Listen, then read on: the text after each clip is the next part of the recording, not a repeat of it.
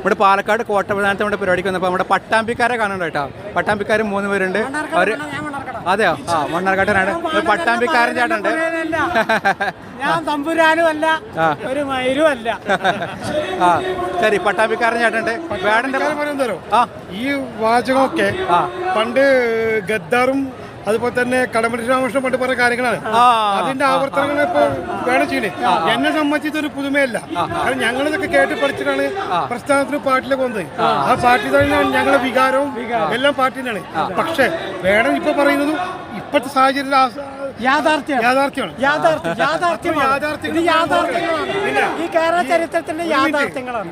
ഈ തീണ്ടനും തലവോടും തീണ്ടന്റെ അപ്പുറത്തുള്ള ഭാഷകളൊക്കെ ഇവിടെ പല കവികളും പല സാഹിത്യകാരന്മാരും നമ്മളെ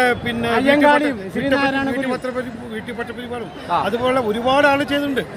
അതൊക്കെ പാട്ടുമാക്കി, അതുപോലെ നിങ്ങൾ തന്നെ കമ്മ്യൂണിസ്റ്റ് ആക്കി, അതുപോലെ കാഫിർ, ഇതുപോലെ സിനിമകളിലേക്ക് സാധനം വന്നാണ്. ഇതിപ്പോ പുതിയ സംഭവം ഒന്നല്ല. ഈ കാലഘട്ടത്തിൽ ഈ കുട്ടികള് പുതിയൊരു ജനറേഷൻ, പുതിയൊരു തലമുറ ഒരു സംഗതി ആഗ്രഹിക്കുന്നുണ്ട്. ആ ആഗ്രഹത്തിന് പുറത്തുള്ള ജനങ്ങളെ കൂടുന്നത് ഇത്രയും ജനങ്ങൾ ജാതി മതമല്ല, ഇത് ജാതിയില്ല മതമല്ല ഒന്നുമില്ല.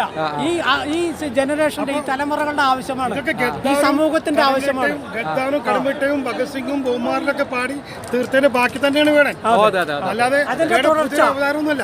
എങ്കിലും ഈ കാലഘട്ടത്തിൽ ഈ യുവാക്കളെ ഉയർത്താനുള്ള ശക്തിയും പിന്നെ ആവേശവും നമ്മളെ വേട നൽകുന്നുണ്ട്.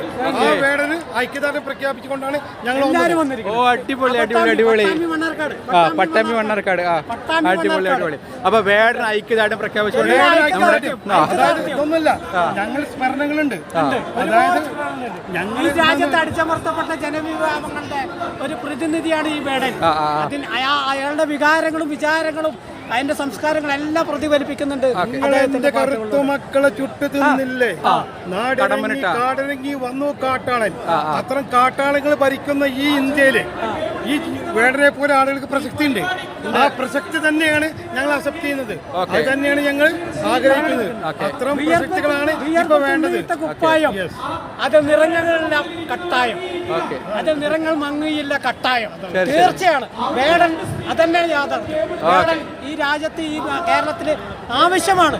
അതിന് എല്ലാ ഐക്യദാർഢ്യവും പിന്തുണയും വേടനെ